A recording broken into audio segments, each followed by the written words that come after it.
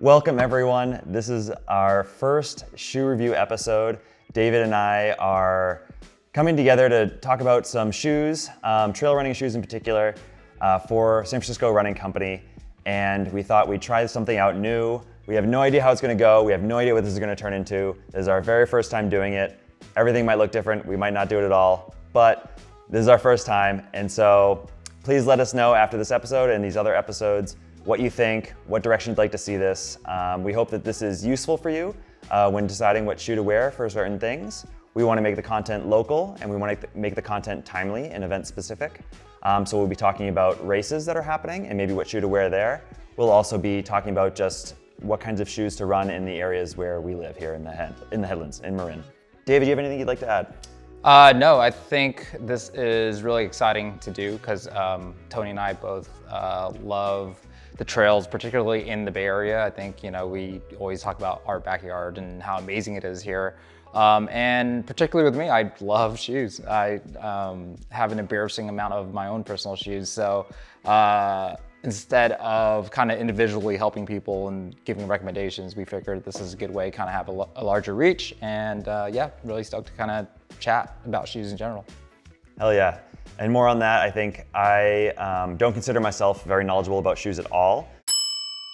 But I always hear David talking to other people about shoes and I'm like, man, this guy has got a depth of knowledge that would be so cool to access for others. So that's what kind of inspired this. That's what kind of inspired me grabbing David in here today. So you'll probably hear a lot of questions of what sounds like a noob from me asking David about shoes, and he'll hopefully provide some pretty awesome answers. So I guess maybe a little intro on ourselves.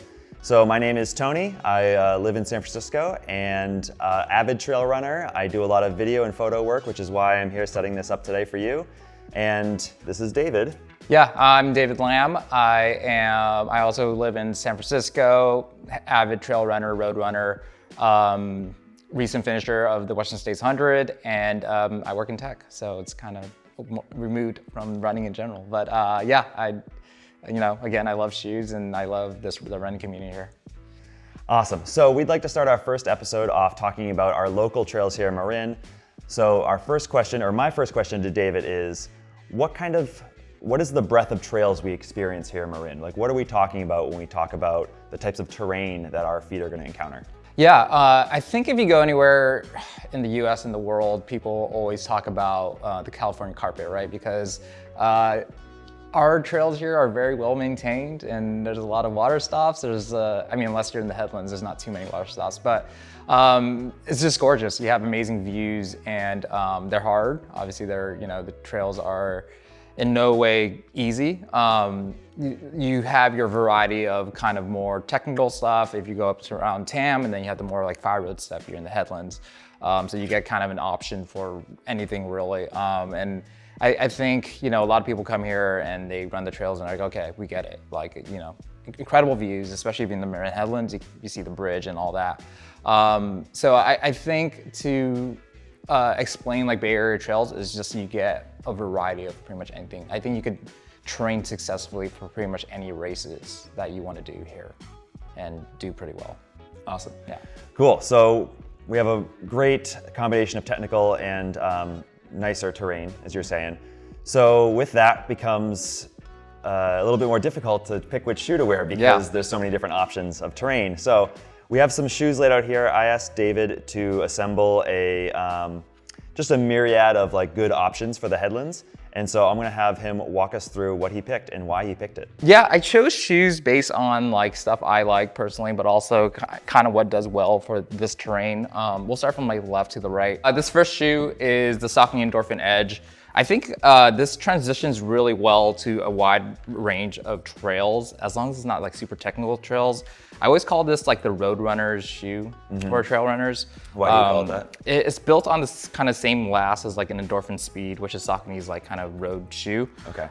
It just has a carbon plate, but it uses the same Endorphin, like I think it's called like the Power Run foam, which is like kind of their, lighter foam that maybe the durability is not great, but it it feels really soft on the trail and like helps you go fast. Cool. This is the New Balance Hero, I think it's a V7. The New Balance Fresh Foam is kind of legendary, just has a very soft foam. New Balance surprisingly makes some really good trail shoes. This one's a little more low to the ground, which is kind of what I like, especially for like the Headlands. You know, you don't need like a huge foamy shoe. Some people prefer it. I like kind of a lower stack height just because I like more ground feel. It does use a Vibram outsole, which Vibram makes pretty much the majority of trail running outsoles. The rubber compounds, rubber compound, exactly. Rubber compound's amazing. The fit in this is great. You know, like it looks like a narrow shoe, but it actually kind of expands pretty well in the toe box. So if you have a wider foot, it works for that, and also for like wider volume feet. And then we'll move on to, you know, people call this the Kilian Journée shoe. It's the NNormal Kjerag. I've learned that's how it's pronounced. Okay. This shoe is made for durability and very great ground feel. I think if you're a person kind of likes to run a little lighter and finds yourself on fire roads, but also finds yourself on the more technical terrain, this shoe kind of is a do-it-all. You know, Kilian brought the shoe to fame because for a whole season, he raced in one pair of shoe. Really? And, you know, he won, that year he won UTMB, set the course record. He won UTMB, set the course record, and also I think like Zagama or something like that. So yeah, he put the shoe through the ringer. And like for him, sustainability is important. So to have one shoe that can do it all, also very important. But also don't do as, like Kilian's kind of an alien. So don't think, you can, like running 100 miles in this is very hard. It's a very low profile shoe. You can feel everything. All in all, you know, it uses not chevron pattern lugs, but a very wider surface. When you say chevron pattern, is that what? I don't think we have any shoes with chevron. Oh, here we go. This one has like a chevron-ish. It's kind of like a V. Oh, okay, interesting, cool. Yeah. And this one, the HOKA Zinal 2s. The Zinal 1s were a big favorite of mine. I really like this update that they did. I think it has this like kind of booty silhouette, which, you know, helps with the lockdown and kind of helps keep debris out of your ankle and your socks. Yeah, this shoe is kind of your, I would say, sub 50K distance. Again, like you bring this in the Headlands and it kind of covers a lot of bases. Like, you can run fast because it's a light shoe. It's a very snappy, speedy shoe. But if you find yourself on more technical terrain, you can feel the ground. You know, makes you keeps your foot like safe and stable. The material, it's like a weird papery material, which, you know, takes a little bit to get supple, and you know, you wear it in enough, it does get there. But yeah, I like what they did. It's a really light shoe. Like this one and the Kjerag are very, very light, but for some reason they're very durable. So like you can just beat them up in the Marin Headlands and they'll do great for a long time. Yeah. The Zinal 1 is one of my favorite shoes. I've had like 4 or 5 pairs now. And I'm hesitant, I always am hesitant to try the new version of a shoe, as I'm sure many people are.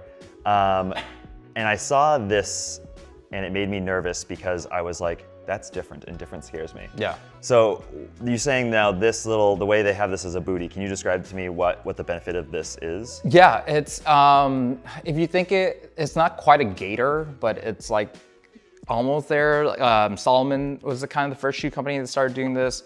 That I know of anyways. It's like, instead of shoes are like standard, right? It's, you know, you wear your sock and then there's space there, so there's a lot of debris that could get in. Yep. I think the idea behind this is like, one, the lockdown, sure, but two, you know, because the material here is really tight around your ankle and not a very restrictive way, but also it keeps debris away, so it kind of it works as like almost like a built-in gaiter. Cool. Very cool. Yeah. Okay, so if you had to pick one of these shoes, and you're training for maybe something a little bit less steep, so you're doing a lot of cart roads, you're doing a lot of flat, not easy miles, but you know, you're putting in some work on some non-technical terrain cart roads, which one are you picking?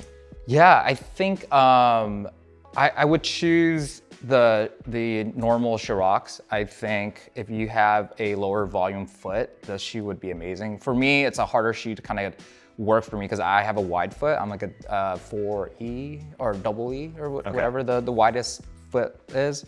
So the shoe runs narrow. It's, it's very kind of a Euro-y silhouette of a shoe built on a very speedy last. But the foam they use, I think it's like some combination of EVA. It's really durable. So you get a lot of life out of this. And to your point, it's just like it does well on fire roads. It does well on technical terrain. Yeah, I think this shoe is amazing, as long as you have a foot that can accommodate, or the shoe can accommodate, because it is pretty narrow. Okay. But I think if you have maybe like a wider foot or looking for another option, I think the HOKA Zinal is an amazing shoe. It does a lot and it does it well. I would probably restrict it towards like 50K or below distances. I think anything more, you might need a little more support. Okay. But I think, yeah, I would recommend probably these two shoes. Again, the New Balance Hero is a great shoe as well. So yeah, I don't know. I grabbed these because I felt like they would do well. But I would say these two are definitely the top dog out of these options. Okay. Yeah. Awesome. And if you're gonna go hit TAM, where there's technical terrain, maybe you're going up to Melpa, maybe you're coming down Widowmaker. Yeah. Which one of these shoes is more? Yeah, I think it's important to note that for trail shoes, when you go on more technical terrain, you want a good balance of kind of ground feel and stability. But then at the same time, if the terrain is really technical, there's a lot of jagged rocks, so like it'll stab you. And so you have to find this like really good balance of like a shoe that's foamy enough, but not so high off the ground that like you'll run on, a scree or something and just roll your ankle, because that could happen. And for that reason, for like terrain like TAM, which is definitely more technical, and a lot of really off-camber trails, which means like it's really your foot's pushing off at angles that are really aggressive towards the shoe, which kind of ruins the integrity of the shoe. I would actually lean more towards like the NNormal Kjerag. Like I think it's covers those bases. Like these overlays they lock down the foot. Or lock down the seams of the shoe really well. So like you step on like an off-camber shoe, you don't feel like the shoe's about to blow out or something like that, which is important. Like I think for a $200 shoe, durability is kind of important. I would lean less towards a shoe like this one. This one's kind of higher off the ground, and the carbon plate kind of restricts the amount of ground feel that you have in a shoe. Okay. So definitely less so this.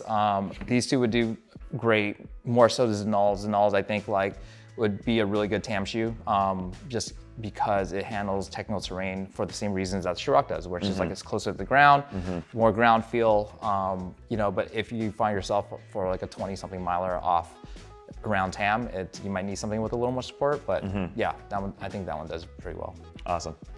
Okay, well that's it for this episode. We want to keep these kind of short and sweet for you, and we'll have many more to come. So please smash that like, oh my God, I've always wanted to say this. Newbie. Smash that like button.